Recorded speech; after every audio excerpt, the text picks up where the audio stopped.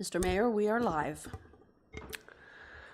Thank you, Madam Clerk. Good afternoon, everyone. Welcome to the June 14th, 2023 Oro-Medonte Council meeting. We'll start the meeting with the land acknowledgement, followed by a moment of reflection. The Township of Oro-Medonte acknowledges that we are situated on the traditional land of the Anishinaabe people and in the ancestral territory of the Huron-Wendat. The Anishinaabe include the Odawa, the Ojibwe, the Potawatomi nations, collectively known as the Three Fires Confederacy. It continues today as the home for diverse Indigenous people, including the historic Métis community in Penetanguishene. The Anishinaabe people continue to have an enduring relationship with this land, specifically the Chippewas of Rama First Nations, the Chippewa Tri-Council, and the Williams Treaty First Nations. The Huron-Wendat Nation also continues to pay respect and protect the ancestors and heritage on this land. We honor the Indigenous history and culture that has thrived for millennia in the territory and the treaties that bind us together as partners in the spirit of the shared, sustainable, and prosperous future. We are all treaty people. Our commitment begins with acknowledging the truth so that we can move forward together towards reconciliation.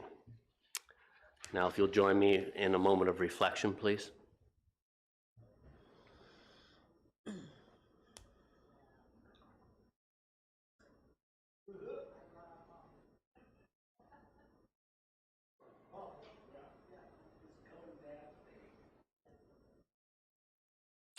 Thank you.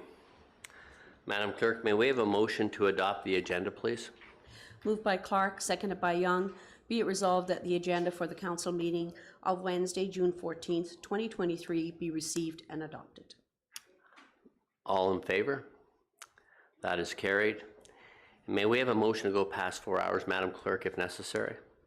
Moved by Shell, seconded by Hutchison, and be it resolved that Rule 14.19A, as per the Consolidated Procedural Bylaw number 2017-165, be suspended in order to allow the meeting to proceed past the 4-hour adjournment requirement if necessary. Thank you. All in favor? That is carried. Are there any disclosures of pecuniary interest of items on the agenda today? No. Seeing none.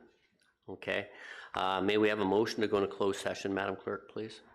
Moved by Clark, seconded by Hutchison. Be it resolved that we do now go into closed session at 2:08 p.m. to discuss C. Robin Dunn, CAO, Solicitor-Client Privilege, litigation affecting the municipality, Zone 1 water. Robin Dunn, CAO, litigation affecting the municipality, Solicitor-Client Privilege, procurement.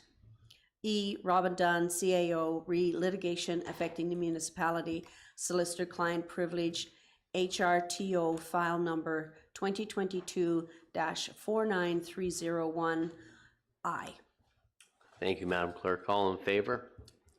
And that is carried. Okay, we'll see everyone in closed session and be back and open likely within the hour. Thank you.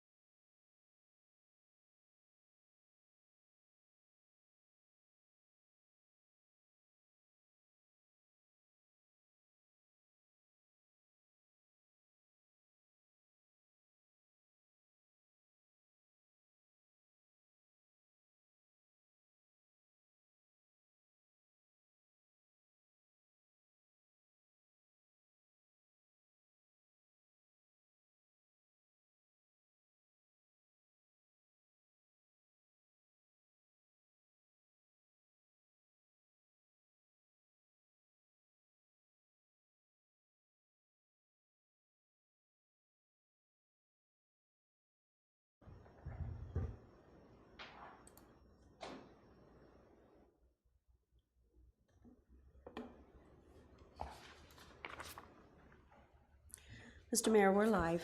Thank you, Madam Clerk. May we have a motion to rise, please?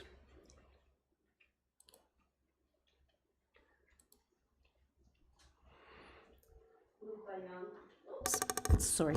Moved by Young, seconded by Shell. Be it resolved that we do now rise at 2:59 p.m., at which time we shall report on the closed session items C, D, E, as outlined in the agenda.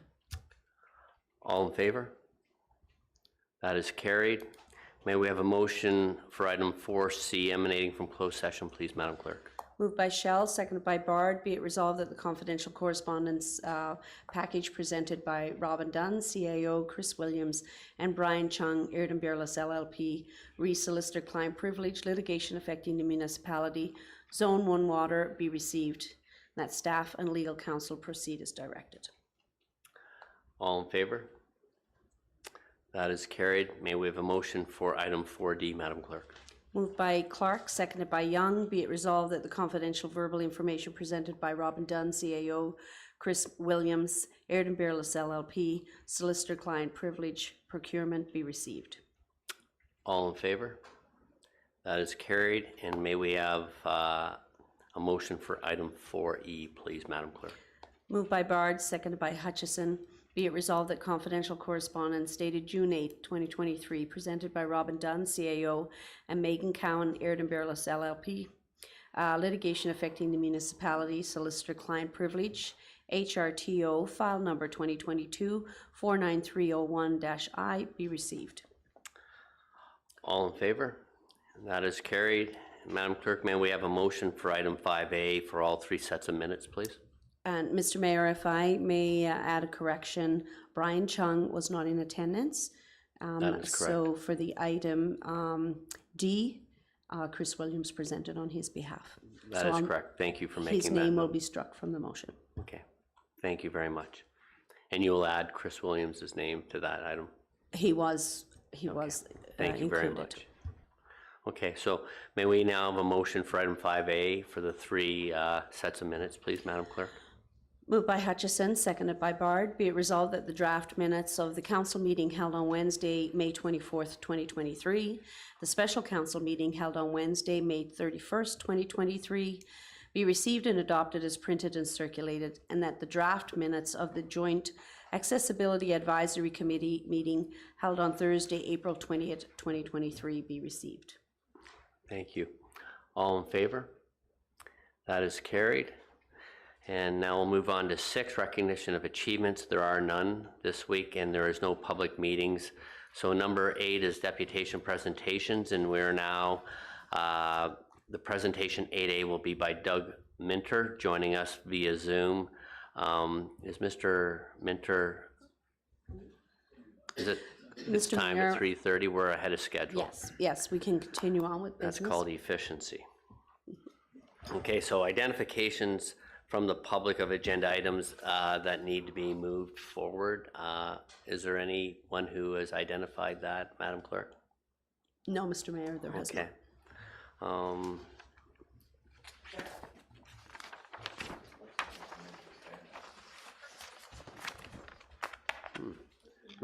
Madam Clerk, is Mr. Minter, like, I know it's ahead of schedule, but I see him in the waiting room or on, does he want to, would he like to present now rather than move forward?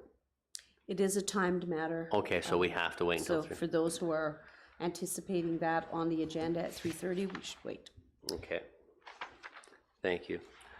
Open forum, is there anyone registered to speak on any of the items in open forum, Madam Clerk? No, there is not. Okay. 11, reports of municipal officers for action. May we have a motion for 11A, Madam Clerk? Moved by Shell, seconded by Young. Be it resolved that report CS 2023-21 be received and adopted, that the website platform mitigation project be provided to GHD Digital, formerly eSolutions Group, through a partnership with the Association of Municipalities of Ontario, AMO, in accordance with Section 5 of the Purchasing and Tendering Procedures Bylaw, number 2004, 2023-112 for a total migration cost of $20,475.00 plus HST and an annual operating fee of $5,976.00 plus HST, and that staff be authorized to execute the necessary contract. Thank you, Madam Clerk. Mr. Flowers, thank you very much for a very detailed report and overview on this. Did you want to speak at all to this at this time, or did you just want it to be available to answer questions for clarity? Through you, Mayor Greenlaw, to Council, I believe the information included within the report sufficiently covers the details of the project, but I'm happy to answer any questions members of Council may have. Okay.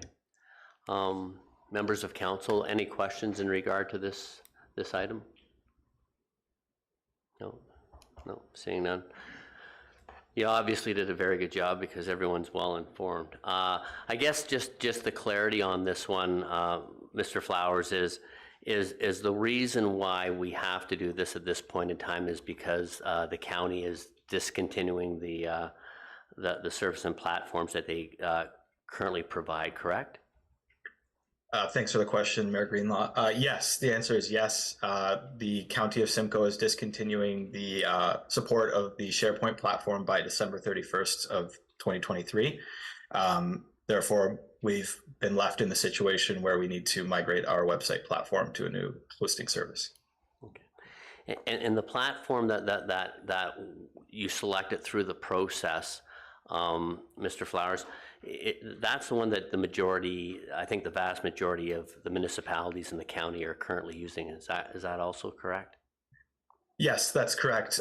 Through our research, we discovered 75% of the municipalities, the townships in Simcoe County are currently on a GHD platform. Good. No, perfect. No, that answers all my questions. Thank you very much for the report. It was very well written and greatly appreciate it. So members of council, I'll call a vote on this matter. All in favor? That is passed. Madam Clerk, may we have the motion for 11B? Moved by Hutchison, second by Clark. Be it resolved that the verbal report received from Robin Dunn, CAO, and Michelle Jacoby, Director of Environmental Services, Zone 1 Water, be received. Thank you. Mr. Dunn, did you or Michelle want to speak to this matter? Thank you, Mr. Mayor. Happy to do so. In a moment, I'll have a deck that will be shared. The clerk is aware that at the conclusion of the meeting, the PowerPoint will form part of the public record. If you just wait a moment, Mr. Mayor. And as it's coming up, if I could just acknowledge my colleague, Mr. Flowers. That was a tremendous job that he put forward. Thank you, members of council, for that support for that matter. Short update, Mr. Mayor, with respect to the Zone 1 integration project. By form of a background briefing, drinking water systems within the Horseshoe Valley area are currently provided through two separate systems. Zone 1 is the private Horseshoe Resort free development system, primarily providing drinking water to the resort, the residential developments on Birch Grove Drive, Country Club Lane, and the existing residential developments on the north side of Horseshoe Valley Road. The Zone 2, the municipal drinking water system referred to as Horseshoe Highlands, provides drinking water to Zone 2 residents, primarily those on the south side of Horseshoe Valley Road, generally in the Landscape Drives area. By way of additional background, integration of the Horseshoe Resort Zone 1 drinking water system to the municipal Horseshoe Highlands drinking water system has certainly been an integral part of the township's capital and corporate planning process over the last number of years and number of councils. Mr. Mayor, members of council, in 2020, this capital project was placed on hold primarily as a result of the challenges associated with COVID-19.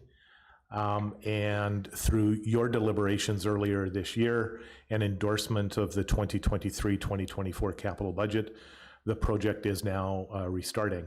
And to be clear, the Horseshoe Valley Zone 1 drinking water integration project is estimated to cost approximately $8 million.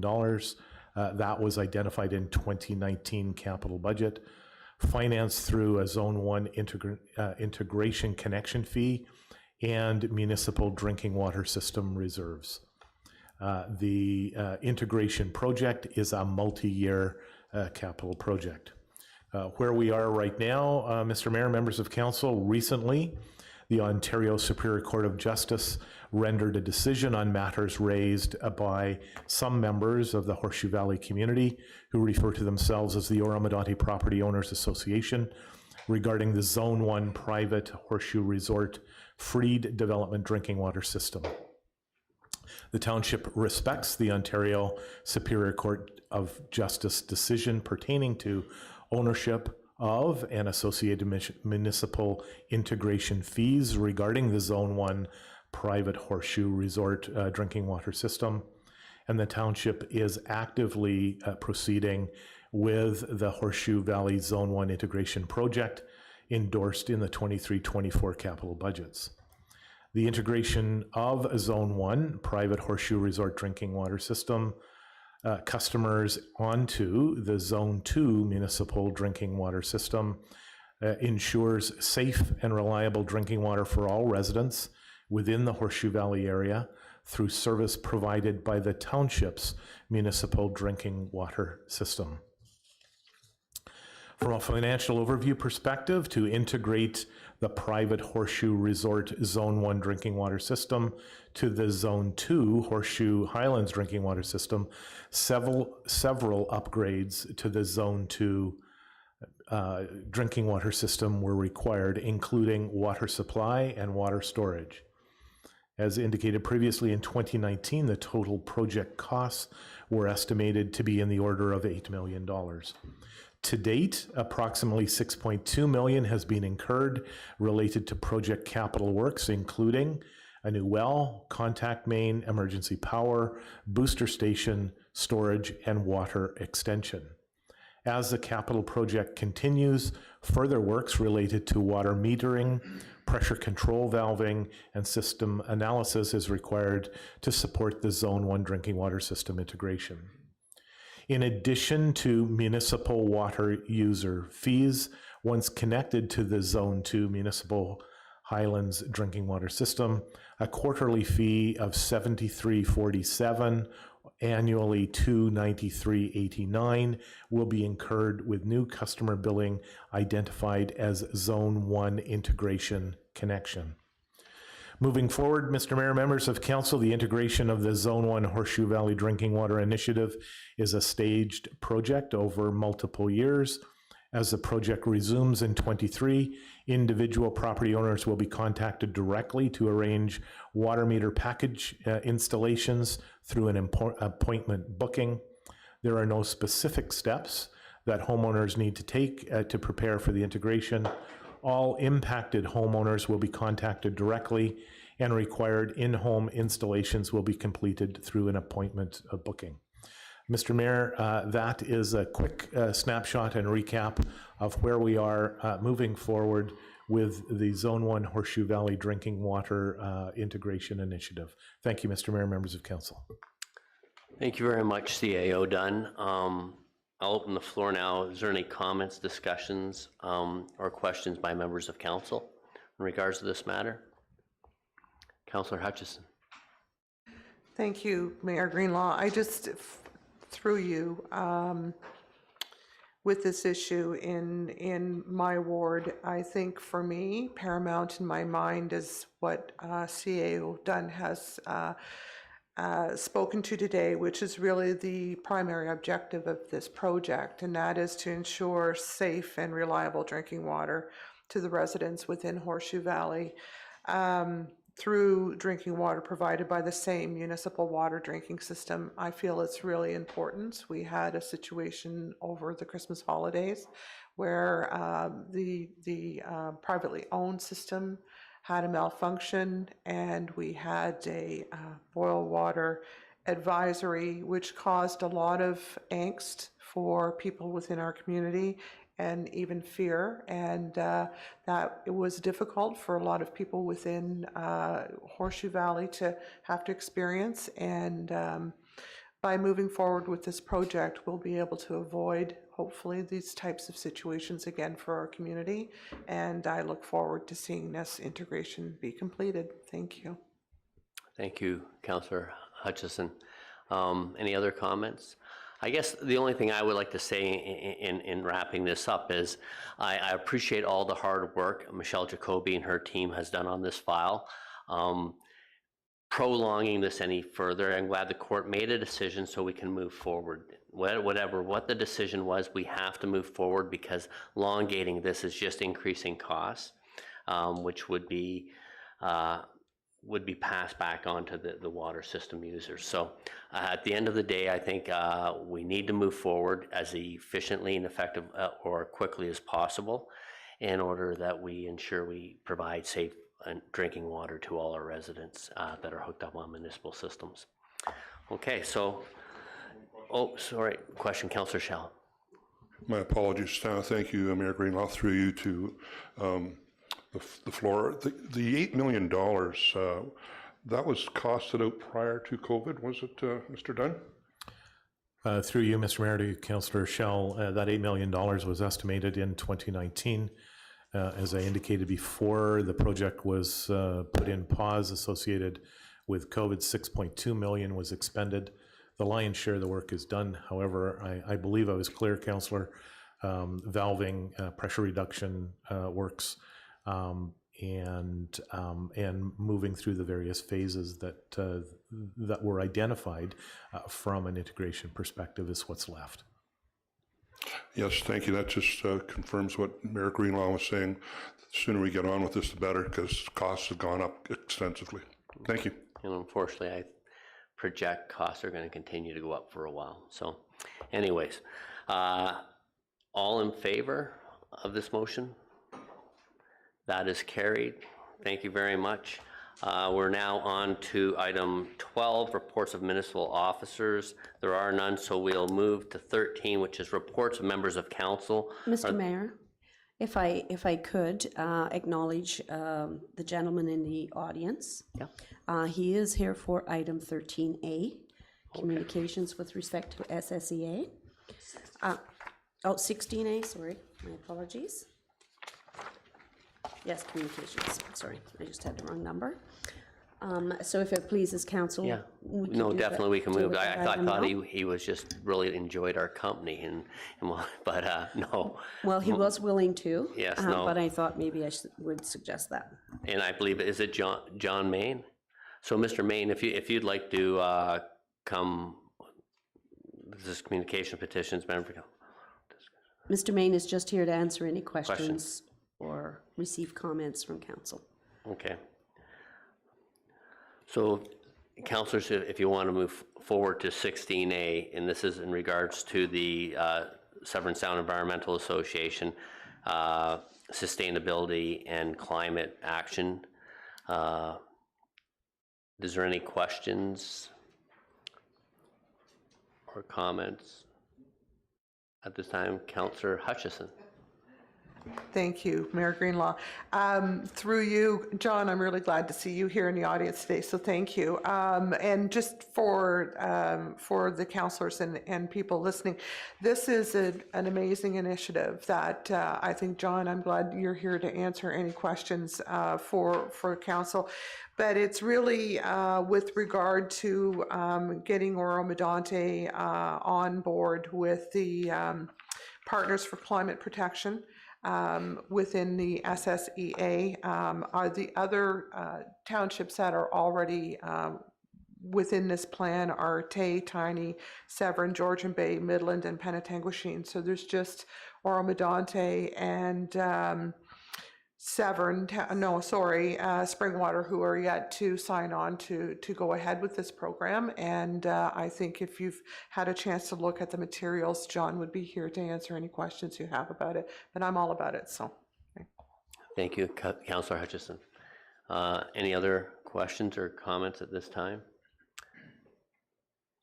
Councillor Bard. Sorry, yeah, through you, Mr. Mayor, and I don't know exactly who this question is going to go to, but roughly what would the cost of retrofitting some of our existing buildings be for this? And like, I'm about the environment, but depends on how old some of these things are. Do we have any idea how much this might cost? And electrifying our vehicles, I guess we just went to tender a little while ago to get new vehicles. Did we even price any electric vehicles? Well, looking. Mayor Greenlaw, Sean Vince, I was looking for your name. I found you. You're at the bottom of the list, but you're at the top of our hearts. So could you answer that question, please, Mr. Binns? sure. So the township has maintained a energy conservation demand management plan. It is out of date. We're working on bringing a new plan forward to council in the short term.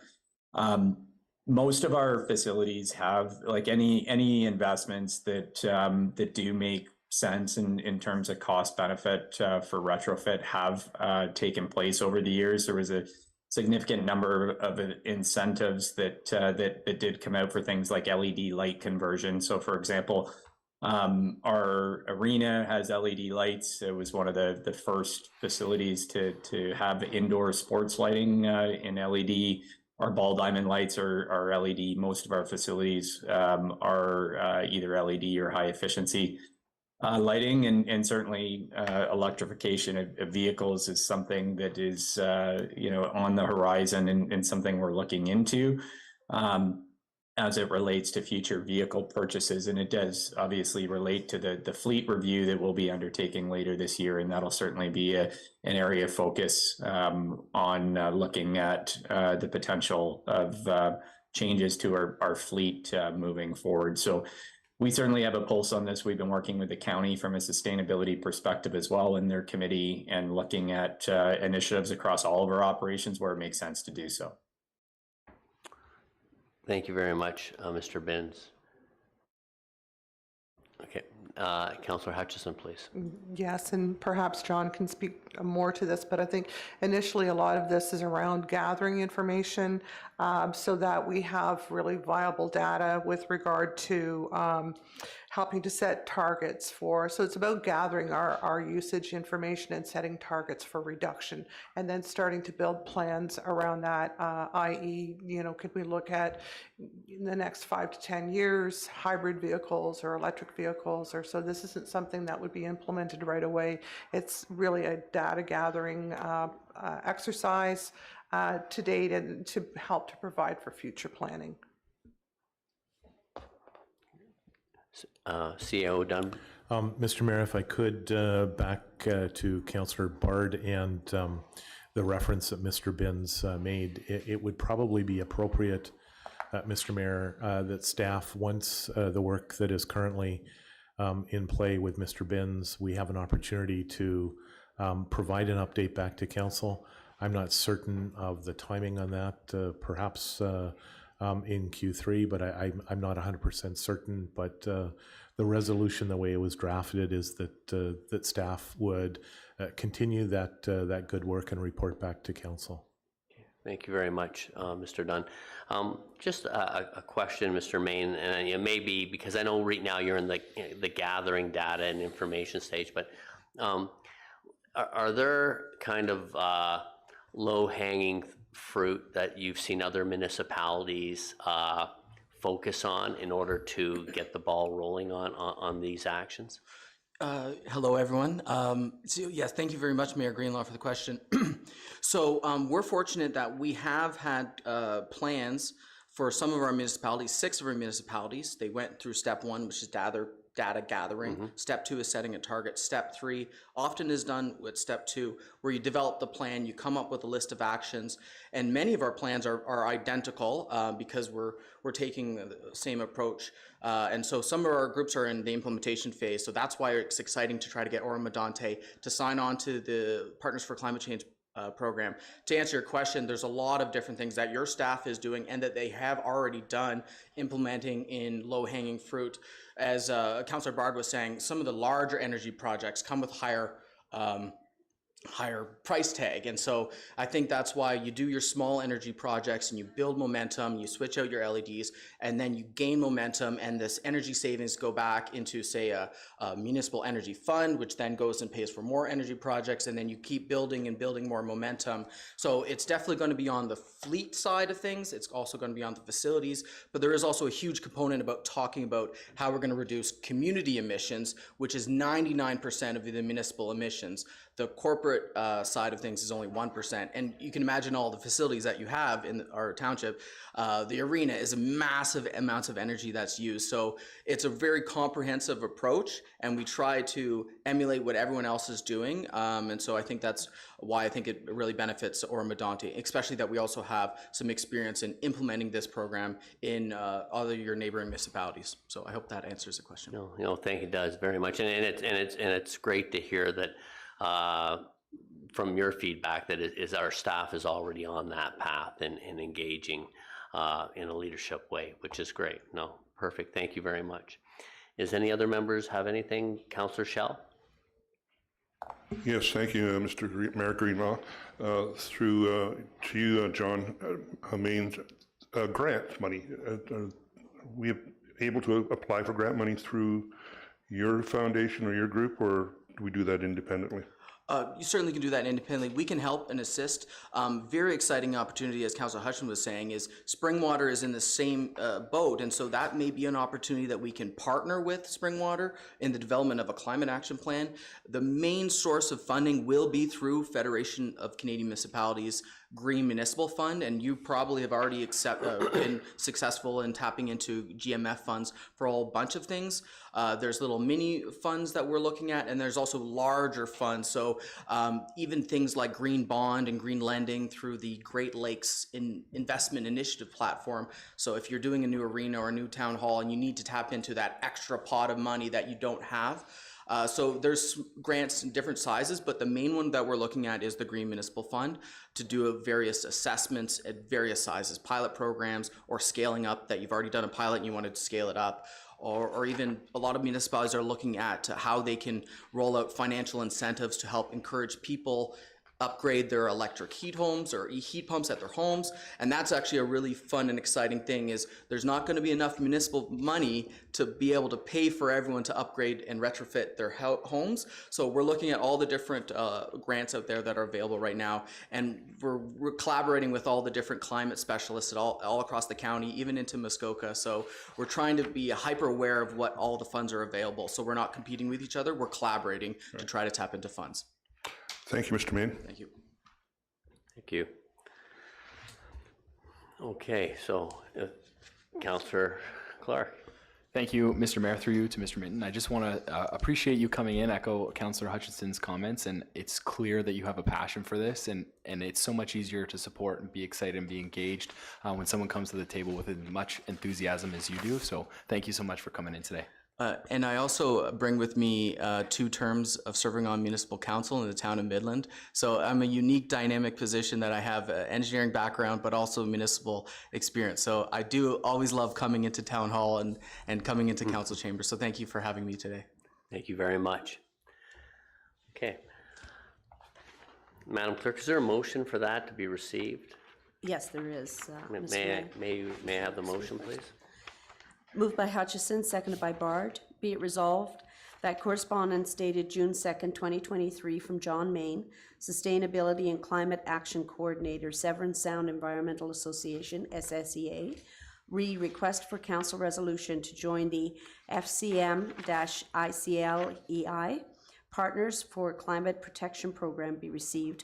That staff report back to council with respect to this request. All in favor? Oh, sorry, my apologies. Before I call the vote, CAO done. Thank you, Mr. Mayor. If I could just draw, it was Councillor Hutchinson that raised the matter. There was a draft resolution identified in the correspondence. The last bullet is what is referred to in the report back to council, specifically regarding reviewing the guidelines, communicating to FCM, and identifying a mechanism to be able to deal with those milestones. Certainly that requires additional staff work and a report back to council. Okay, thank you very much. Everyone's clear on that? Perfect. I'll call the vote. All in favor? That is carried, Madam Clerk. So it's 3:30, so I think we can jump back to item 8A with Mr. Minter, with his deputation.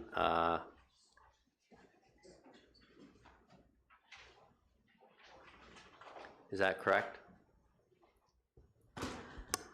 Yes, and Mr. Minter is unmuted and I believe ready to present. Okay, so just an introduction. Mr. Minter's been before us before, very knowledgeable gentleman.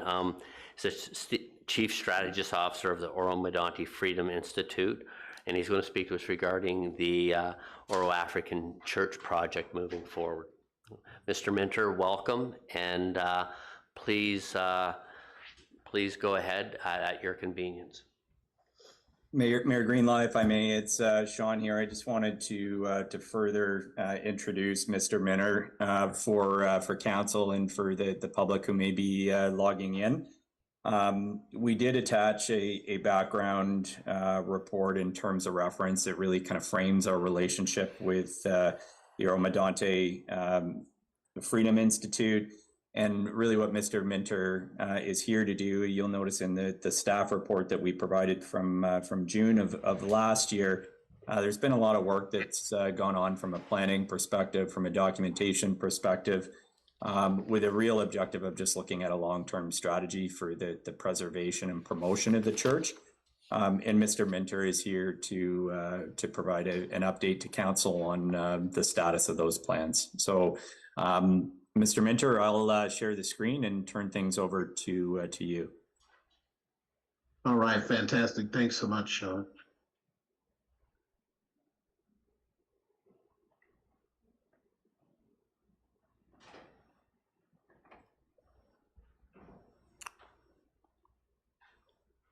And Sean, will you be kind of controlling the slides?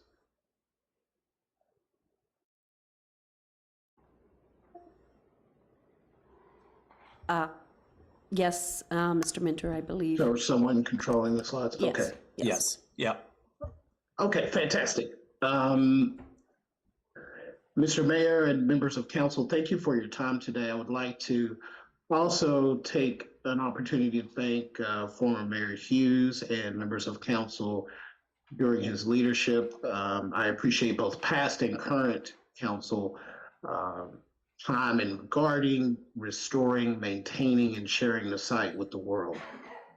I also want to take this time to thank one of the key descendants of the site, Janie Cooper Wilson. Affectionately, I will refer to her as Mama Janie, for allowing me to hear the very voices, attitudes, rhythms, songs, art, and strength and downright grace and beauty of the ancestors with such depth. Thank you so much, Mama Janie. The Oro-African Church is one of those once-in-a-lifetime places to discover.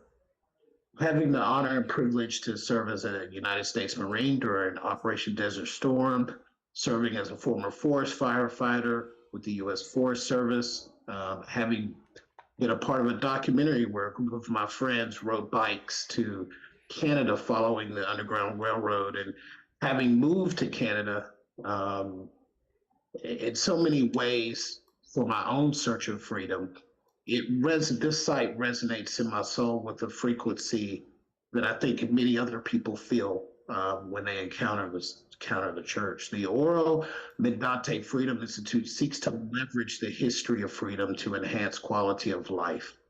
And we do that by creating enduring relationships, sharing the history, and expanding the site footprint. We go to the next slide.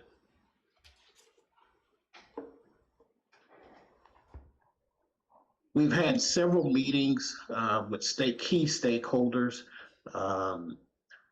over 45 different stakeholders we've met with, including those on this particular list.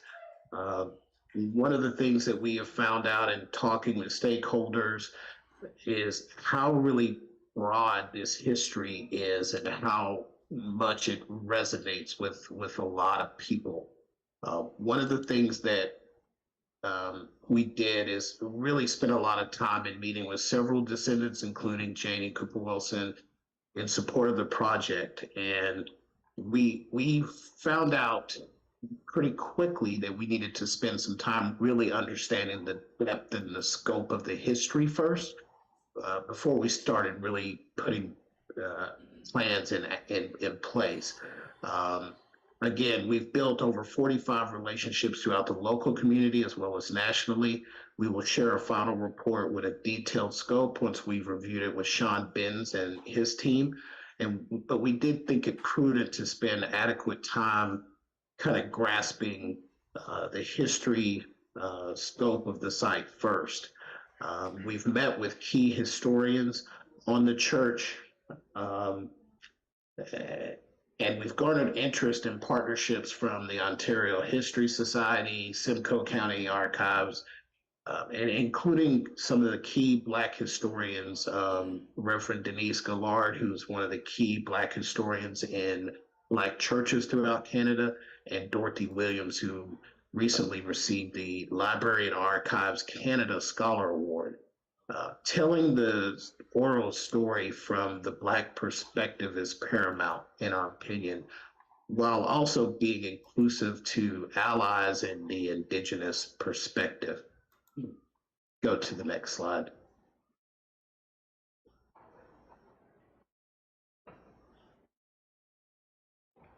So the terms of reference is pretty simple. We need to document the history in a way that's innovative, accurate, and marketable, create a plan for current site management, also create a plan for the future site development, and we'll talk about, and then, make sure that we're considering the financial considerations and how that interplay works. Next slide. So one of the cool things, and I won't go too deep into this, but one of the things that we found in documenting the history, we've created a timeline that basically goes from the 1600s to the 1850s and further, documenting everything that kind of led up to the Wilberforce settlement, as well as the building of the church. One of the things that we found out in the beginning of our history was, and you can go to the next slide, I want to show the map of the next slide. In 1435, and this slide really kind of blew me away. We started researching the name Oro. There's a lot of myth, there's a lot of legend, there's a lot of stories around the name. But one of the cool things that we figured out was that this place was actually founded Rio de Oro, where the name is stated to have come from, the River of Gold, which is Spanish. Actually, the Rio de Oro was a Portuguese name, and the Spanish, just took it over when they took this area over in the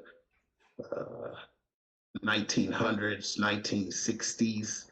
It became a Spanish territory. Early 1900s, there was rumblings back and forth between the Spanish, kind of trying to take this area over. But both the Gil Eames and Alfonso Baldera actually found this place and named it Rio de Oro.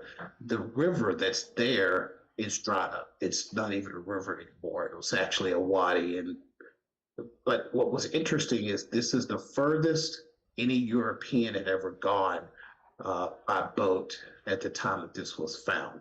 So that's why we think it's really important to dig deep into the research, try to clarify any unknown history, and try to speak with historical accuracy. Next slide.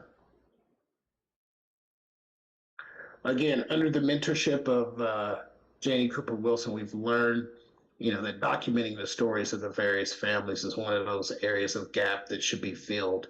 And we've spent so much time with her and others really trying to get a handle on the history. What we have found is that there are 5 personas of freedom. Freedom is kind of our foundational word for doing this research. You have Black loyalists from the Revolutionary War, you have the Black militia, you have free Black men and women who came to Oro. You have some folks that came to Canada through the Underground Railroad and made their way to Oro. And then you have the allies of freedom, you know, people like Ari Raymond, and even Simcoe himself was, you know, really an amazing, the more I research about him, he has become one of my favorite allies in this story.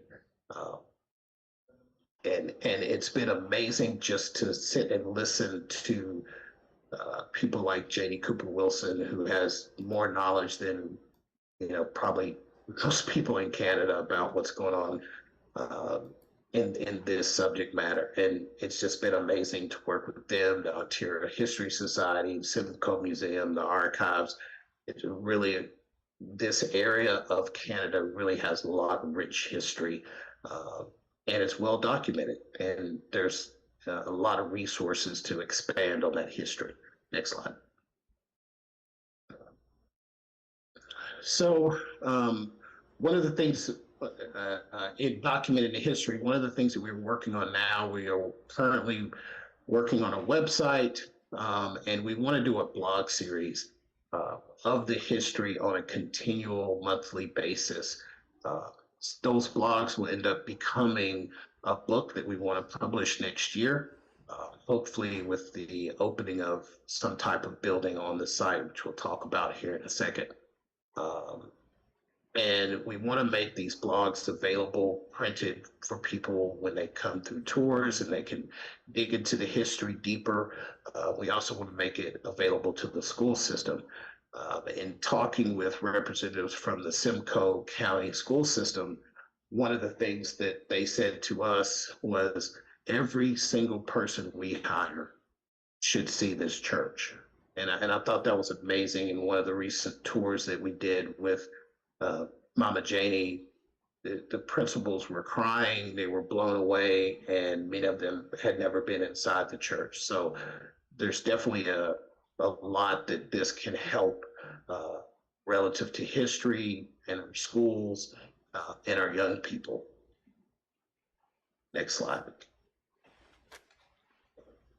So the second part of the terms of reference, and one of the things that we want to do is open the site tours at least once per month. We've kind of picked out some key dates that we think would be great to open tours up. These are flexible and we could change them given certain circumstances. One of the key dates that we really want to push is Simcoe Day. Again, I've become a big fan of Simcoe, and I think his history is just simply amazing and worth sharing as a part of this total project. The other date that I wanted to gently ask, my partner and I are getting married on Friday, September 1st, and we would love to utilize the church if at all possible for that small ceremony. Next slide. One of the other things we need to do is also create a plan for kind of the current site management. We'll take all the onus on payments to descendants or team members who conduct tours. One of the things we've been requested to open the church up for a large amount of tours for federal probation, prisoners getting out of jail.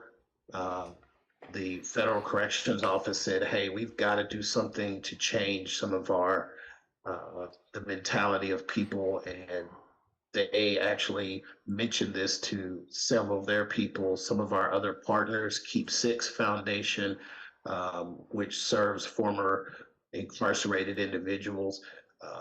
We've had several requests from prisoners who say, look, I'm getting ready to get out. I would love to see that church. I need some motivation to change my life. And so we've already had several requests from federal probation and officials there to conduct private tours for some of these gentlemen and men and women who have been formerly incarcerated. So I think that tells you the power that this church can actually have that no one really thought about.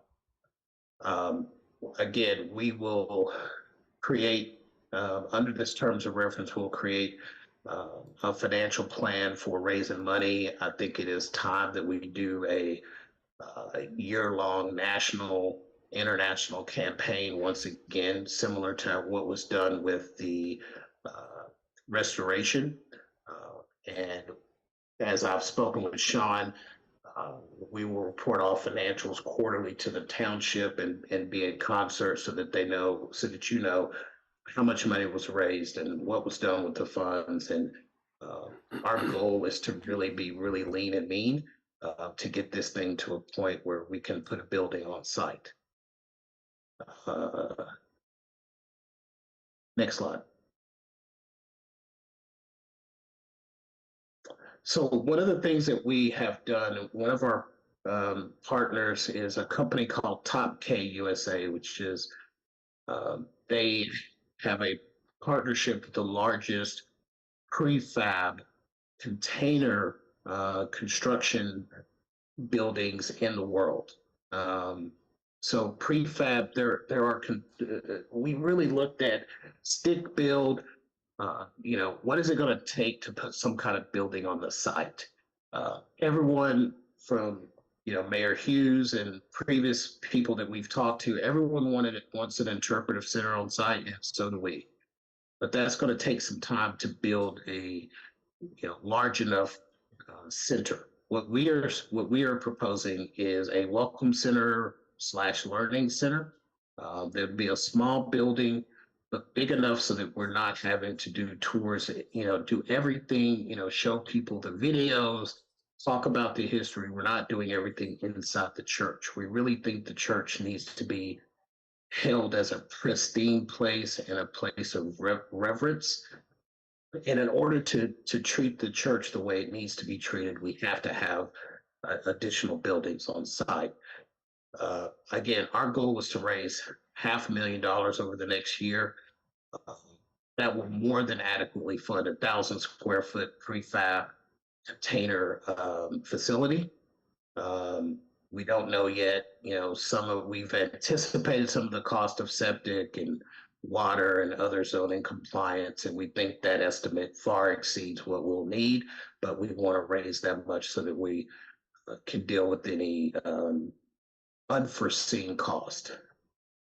But I will say this, we've compared the cost between, a stick build, a modular kind of building, as well as the prefab containers, and it's like a third of the cost to do prefab, and it's almost indestructible, and the sustainability is amazing. Next slide. So this is one of the concepts that we came up with. Again, it's 1,000 square foot building, approximately 20 people can sit. We could present information and do tours in a very functional way. We can even, expand it if needed. Also do something with the roof, do a rooftop deck, so people can really hang out and enjoy the scenery of the area and really enjoy, hanging out there. One of the things that we found with tours is typically people stay between 30 to 45 minutes, and because there's no amenities, there's no building, it's kind of difficult to just stay on site for a long period of time.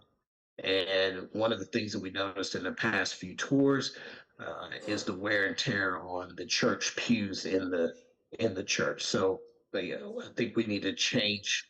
That building is important because it allows us to not overuse the church. Next slide. And this is a design area, some of the design of the site.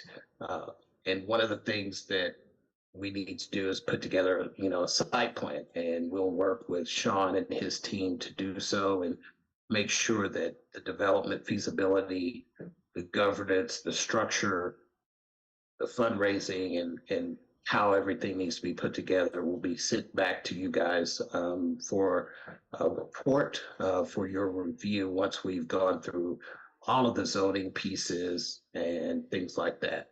We have had discussions with Doug Downey just in passing when we met him, and he's really loves this idea and will do whatever he can do to help push this along as well. But there's a lot of due diligence that we need to do at the local level with Sean and his team before we kind of interact with anyone else. Next slide.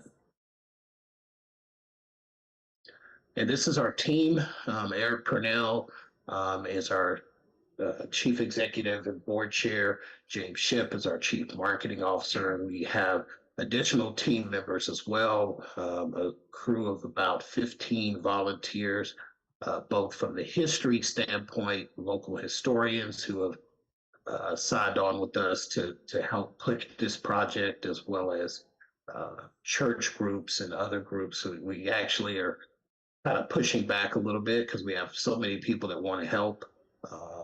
We've just got to do a little bit more due diligence before we start engaging everyone. And that's kind of a summary of where we've gotten to. And happy to, you can go to the next slide. I'm happy to answer any questions or any comments. We will put together a comprehensive report once we've met with Sean, so that you can read through where we've gotten. We'll give you the example of the timeline that we've put together that's pretty extensive. One of the things that we want to do is take all this data and start creating, again, the blogs.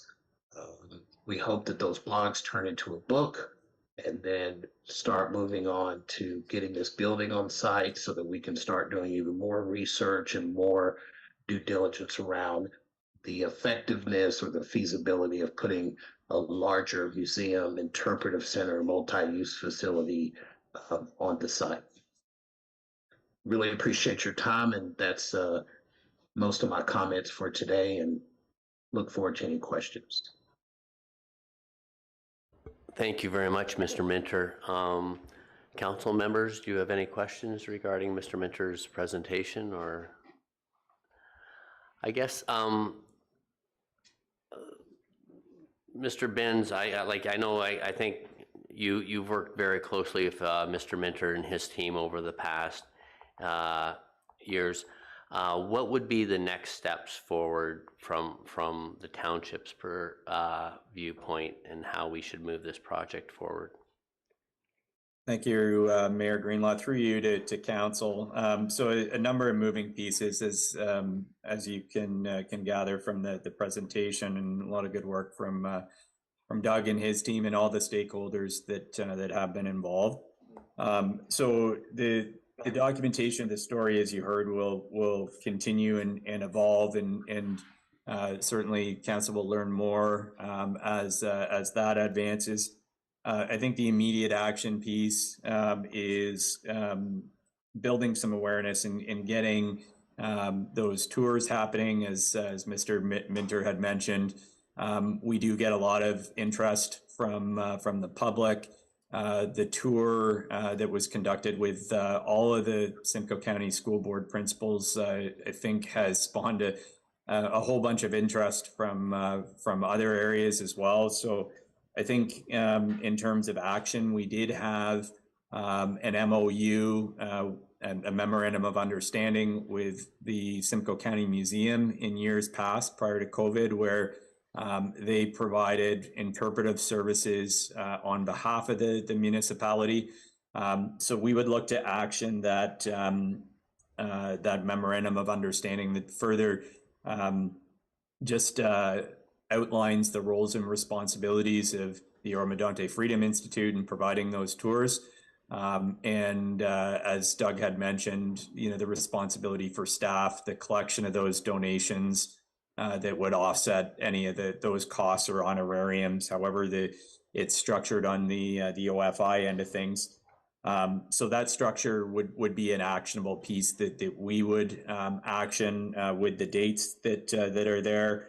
And there may be the odd tour that does come up, whether it's from a corporate organization or an educational organization or a federal corrections organization, as Doug alluded to in his presentation. So I think that's kind of the short-term actionable piece, is just putting some structure around how those tours would move forward.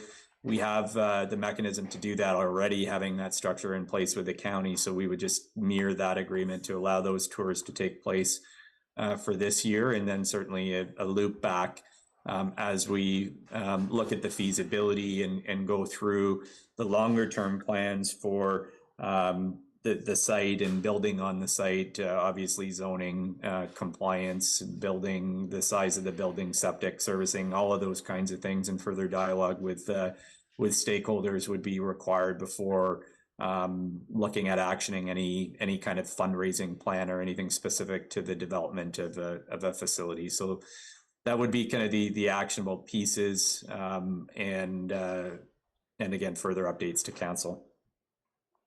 Thank you, Mr. Binns. So I guess just a quick follow-up question. Other than the property that the church currently sits on, the township doesn't have any other land surrounding outside of that kind of fenced-in area or that maintained area, correct?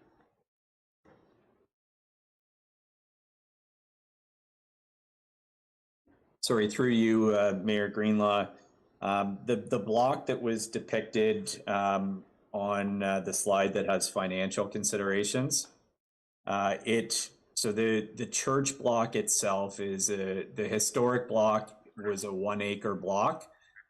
So we did acquire, I believe it's 6 acres, an additional 6 acres that surrounds the church, as well as the one house to the south. So although it depicts as one block, historically, the 1 acre block is the historic block of significance. There was, as you can appreciate, significant archaeological considerations that took place both on the 1 acre site, as well as a perimeter on the outer portion of that historic 1 acre block. But there is approximately 7 acres plus or minus, which includes the 1 acre block. Okay, no, perfect. Thank you. Any other questions of members? Mr. Minter, thank you very much for coming back and giving us the update and the vision moving forward. And we look forward to working with you and in your group as we move forward on this project. Well, thank you so much, Mr. Mayor and Council, and we look forward to getting the first blog series going. And we look forward to you guys reading that and commenting. Okay. Perfect. Thank you very much. Madam Clerk, there is no motion to receive on this, or is there? Could I have it read, please? Moved by Bard, seconded by Clark. Be it resolved, the presentation by Doug Minter, Chief Strategies Officer, Oro-Medonte, Freedom Institution, Oro African Church project be received. All in favor? That is carried. Okay, so CAO done. Would you like a break? Okay. Mr. Mayor, I was just wondering if members of council wish to have a short recess. There's still a fair amount of material to cover off. No, fair enough. Okay, so we will take a till 4:10, so it's an 11-minute. You need more? No, sir. Okay, so let's take a 7-minute break, and then we'll be back. Okay, thank you very much.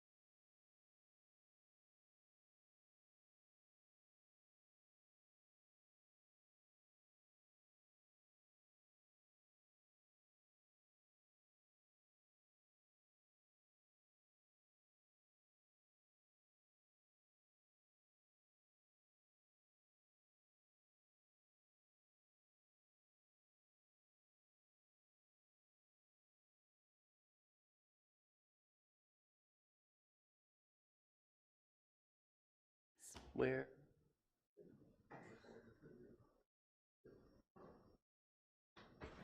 Mr. Mayor, we are live.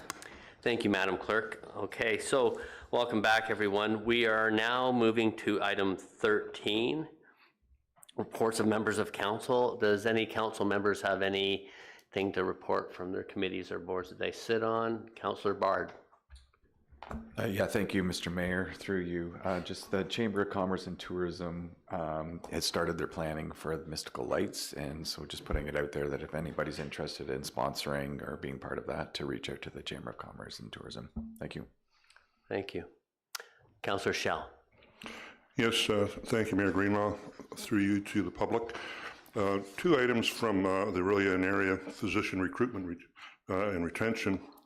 The Rotary Club of Orillia is holding a car lottery for a 2023 Ford Bronco. A portion of the proceeds, estimated to be in the 5-figure range, will be directed to the committee. And the Rotary has requested that committee members share the information with colleagues, friends, and family and encourage them to support this fundraising endeavor. For those wishing to purchase tickets, please enter in your browser orillialottery.ca. And in addition to that, Pat Thor, who has been the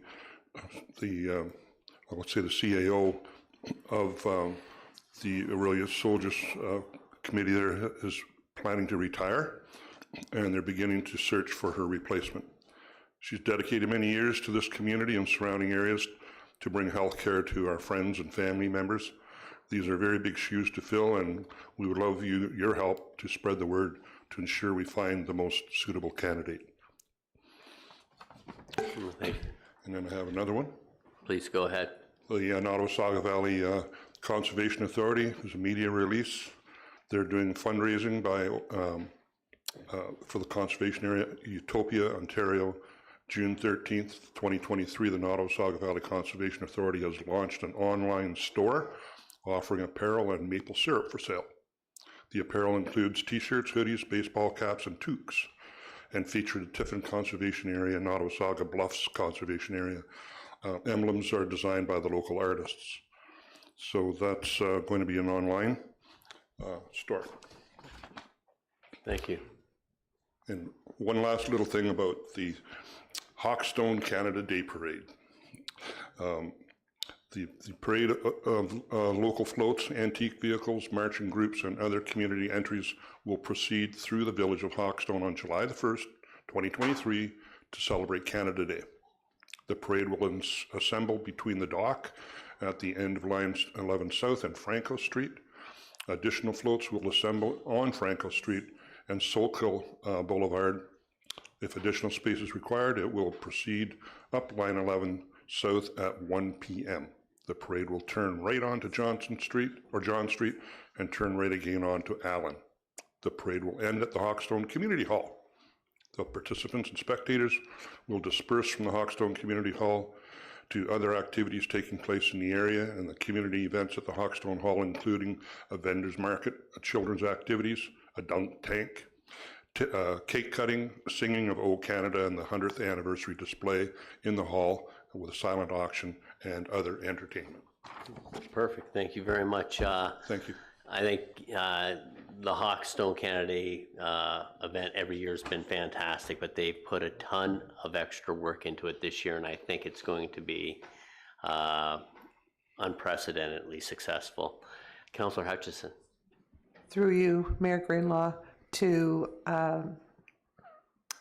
Ward Councillor Schell, a dunk tank, is it going to include the local councillor? Thank you for asking that question. I hope it does. I've heard a rumor that it might not be allowed, but hopefully it will be. And I'm offering an opportunity for competition. No. Thank you very much, Councillor Schell. And the other thing, I want to commend Pat Thorne on her many years of service with the practitioner recruitment. She is she's been the glue and the foundation of that organization, and she kept everything rolling. So she will be greatly missed, and it's big shoes to fill when they look for her replacement. Okay, there's no other announcement. I guess the only thing I could give you a quick update at County Council yesterday. There was a project that came forward that will be initiated, a 7,300 square foot addition to the museum. It has about a $13.2 million price tag. And it's unfortunate because if anyone watched the news last night on CTV, they did an interview with the staff from there showing that how much of their collectibles are sitting in storage because they don't have the square footage to show it, and they bring it out periodically. And so there was also a gentleman who donated $5 million a number of years ago, and the Moffat Bequest Fund is going to support $4 million towards this initiative, and then but the total project is a 13.2 of the first phase. So a great way to remind people of the history of Simcoe County and all the great things that have been here in the past in this part of our history. So definitely it's one of multiple phases of the expansion of the museum, and a very important part of our history. And then in the afternoon, the council got together and spent the afternoon on the strategic plan. So we spent the afternoon reviewing and updating the county's strategic plan on looking on new ways of how we can better serve the township. And we covered stuff of the services that we looked at maybe county would potentially consider moving forward, like water, wastewater services, fire services, and stuff like that. So some great ideas came out of it. We will go back and there's a follow-up session in 2 weeks that we will try to kind of update and modify it to make sure that we're doing the right things with the money that we have. And if there's a way that, you know, they can better serve all the municipalities that they represent, that's fantastic. Now, item 13B is a request letter that we just have to, council to consider the interdisciplinary primary care expression of interest proposal. So we've been asked under the mayor's signatures to support this. Predominantly it's to connect people with primary care closer to home. And as everyone knows, health services is something that is important to us all. And any way that we can support this, and all they're asking for is for a letter of support as we continue to lobby the Ontario government in order to make sure that our health care is provided to not just our constituents, but all of them and all the people and residents in the area. Okay, so Madam Clerk, may I have a motion for item 13B, please? Moved by Bard, seconded by Shell. Be it resolved that correspondence received from the Couchiching Interdisciplinary Primary Care request for a letter of support be received, and that a letter of support be provided under the mayor's signature. All in favor? That is carried. Thank you very much. And item 14, announcements. I think we kind of covered off a lot of that, but is there any other announcements anyone would like to make at this time? We covered part of that off. They kind of overlap, so that's called efficiencies.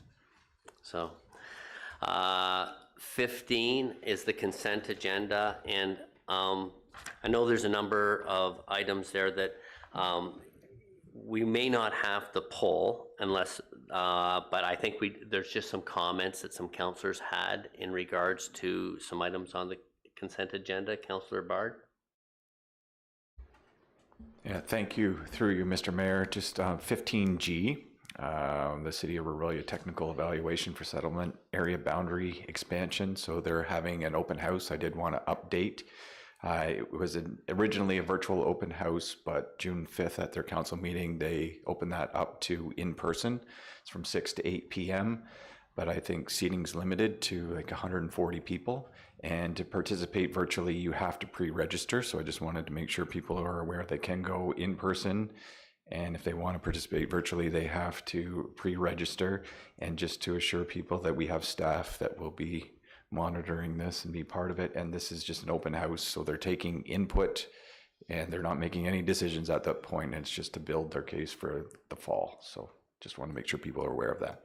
Yeah, no, thank you very much. And there will be a follow-up open house at a later date, but this is very important to our township because it does impact the border along the 15th line from what they've identified in their feedback.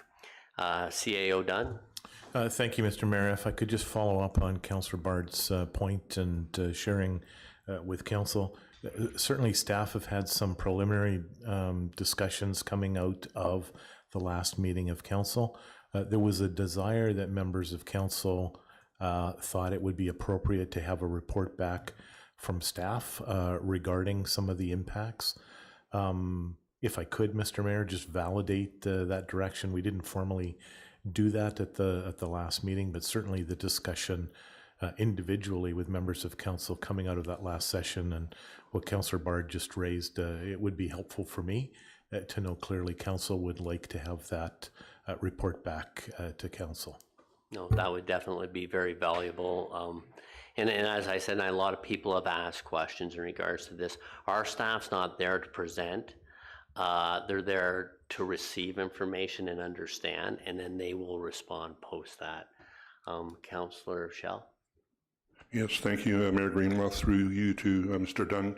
Is it possible to get a copy of that in writing so I could have a copy with me? Because I'm going to be answering a lot of questions to a lot of people. To be clear, Mr. Mayor, through you to Councillor Schell, what I was looking for was direction. That was what you validated, Mr. Mayor. The response, Councillor Schell, would be coming back to Council in the form of a staff report. So you would have, certainly you and all members of Council would have that reference. It's not written yet. The work's not being done, just to be clear. Okay. Great, thank you. Thank you. Okay, well, thank you very much for bringing that forward, Councillor Bard, to our attention. And was there any other comments? Because I know we may not have to pull them unless there needs to be lengthy discussion, but Councillor Young, did you still want a question for clarity from Mr. Whitlib in regards to item I? Yes, I do. Thank you, Mayor Greenlaw. This is the questions in relation to, I guess several months ago, we as a council approved an extension of 12 months on a project, a housing development in Hawkstone. You may recall that. And the OLT, the Ontario Land Tribunal, put a decision out here. I guess it was a settlement discussions between the township and Project Services, Inc. And I'm just going to refer to page 16 here. I'm just going to read it very briefly, just a couple lines, but this is a reference to a 12-month extension which we agreed to, and this seems to differ from that. It says, please be advised that the approval of this draft plan will lapse on March 21st, 2025. That's 2 years as opposed to 24 months as opposed to our 12 months. If final plan approval is not given to this plan within 12 months of the prior lapsing date of March 21st, 2025, and no extensions have been granted, draft approval shall lapse. So it gives the appearance not only that it is different than our agreement for a 12-month extension, but 24 months. But it appears to give a grace period beyond that of 12 months, again, is not given to this plan within 12 months. And I just want clarification on that, Director Whitley. As it is written here, it would appear to do that. And secondly, does this decision of the OLT take precedence over the decision of council here? Perhaps you can answer those two questions. Thank you. Mr. Whitlib? Thank you, Mayor Greenlaw. Through you to Councillor Young and Council. Just to clarify, this is with respect to an 18 lot proposed development known as Baxter's Place in Oro Station, Line 7 and Ridge Road. And yes, council may recall that it was the subject of an OLT approval. What the proponents had done is they submitted what in common terms is known as a friendly appeal, but they were appealing the non-decision, or specifically rather the nature of the previous decision on the draft plan conditions. There is no time limit on appealing draft plan conditions, and there was a point of disagreement between staff and the developer, specifically with respect to how the provision of water supply for firefighting was to be provided. The applicants wanted to move forward with a means of water supply by way of an underground storage tank, which was part of the original approval. From staff's perspective, the contemporary or current best practice would have been to integrate it into the Canterbury municipal water system. However, with the OLT appeal lodged, staff sought direction from council. Staff presented a recommendation report, and ultimately staff recommended to proceed with the original configuration, which was the underground storage tank. And that it's at that time that some direction was provided with respect to the extension of draft plan approval as well for an additional 1-year period by council. With that council direction, staff entered into the OLT hearing essentially in a settlement position. It's necessary for the OLT to weigh in and render a decision regardless. All the issues were agreed to, save and except for the applicants in the context of the hearing, presented evidence which the OLT accepted that there was a high risk that a 1-year extension could fall short, and they may need to request further extension of draft plan approval. And the applicants requested 2 years from the OLT, which the OLT ultimately granted in the form of a 2-year extension, notwithstanding council's direction for a 1-year extension. So in answer to one of Councillor Young's questions, the OLT decision does take precedence. This is the decision, and it granted a 2-year extension. But with respect to the language, there appears to be an error in transcribing from the original conditions that were drafted going into the hearing versus what the OLT included in their decision. From staff's perspective, the important point is that condition number 50, which is found on page 13 of the decision, that's the body of the draft plan conditions. That is worded correctly, which describes a 2-year extension ending March 21st, 2025, being a 2-year extension from the previous date of March 2023. And if its conditions are not met by March 2025, the conditions lapse. However, that was not accurately transcribed in the subsequent notes on draft plan approval that are intended to provide guidance. And that's found on page 16 of the decision, specifically note 12.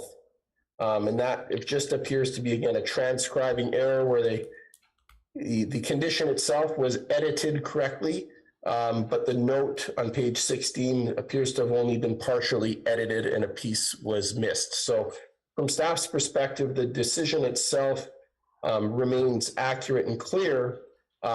However, to Councillor Young's point, from staff's perspective, it might be worthwhile to circle back, for staff to circle back with the OLT, identify what we understand or what we believe to be essentially a transcribing error in the notes, and see if we can get some remedy from the OLT on that. And that's probably an administrative function. Don't anticipate that it would necessitate going back to any sort of a formal process, but OLT staff would likely validate that through the hearing officer before responding. Perfect. Well, thank you very much, Mr. Whitlip, for the very detailed explanation. Does that, I believe that answers your question, Councillor Young? Yes, it does. Thanks very much, Director. Yeah, no, and I would appreciate, Derek, as you suggested, it's just a quick loop back to them and to identify where the wording is a bit cumbersome or not misleading or hard to understand. So if clarity could be brought forward, that would be great. Okay, so there's no other items that you wanted to just make comments for. I know maybe we went a little longer than anticipated. So Madam Clerk, could we have a motion to approve the consent agenda, to accept it, please? Moved by Young, seconded by Hutchison. Be it resolved that the staff recommendations with respect to the items listed under consent agenda correspondence be adopted as printed. All in favor? That is passed. And item 16 we covered earlier of Mr. Main and the SSEA. So this takes us to 17, notice of motions, which there are none. I don't believe anyone had any motions coming forward. And then 18, the bylaws. May we have a motion for the bylaws, Madam Clerk? Yes, Mr. Mayor. Before I read the motion, if I could just draw something to Council's attention with respect to the procedural bylaw 2023-043. Full disclosure, I have removed, I have made the amendments to the procedural bylaw, as well as removed the initial 8.1G, which read, where a member of council has exhibited conduct outside of the council chambers that is unbecoming of a council member, council may impose sanctions and or reprimands on that member of council in its sole discretion by a majority of members present. That was in the procedural bylaw prior to the change in the act, which implemented integrity commissioners. And so that role would now fall to the integrity commissioner with a complaint. So I have removed that from the procedural bylaw, as well as the other amendments that were requested. Okay, perfect. Thank you very much. You're welcome. Okay. So, Moved by Clark, seconded by Young. Be it resolved that bylaws 2023-037, 2023-038, 2023-039, 2023-043, 2023-052, 2023-053, 2023-054, and 2023-055 be read a first, second, and third time, passed, be engrossed by the clerk, signed and sealed by the mayor. okay. Thank you very much. Any questions from members of council? Seeing none, I'll call the vote. All in favor? And that is carried. May we have the confirmation bylaw, Madam Clerk? Moved by Shell, seconded by Bard, be it resolved that bylaw number 2023-056, being a bylaw to confirm the proceedings of the council meeting held on Wednesday, June 14th, 2023, be read a first, second, and third time, passed, be engrossed by the clerk, signed and sealed by the mayor. All in favor? That is carried. And may we please have a motion to adjourn, Madam Clerk? Moved by Hutchison, seconded by Clark, be it resolved that we do now adjourn at 4:32 p.m.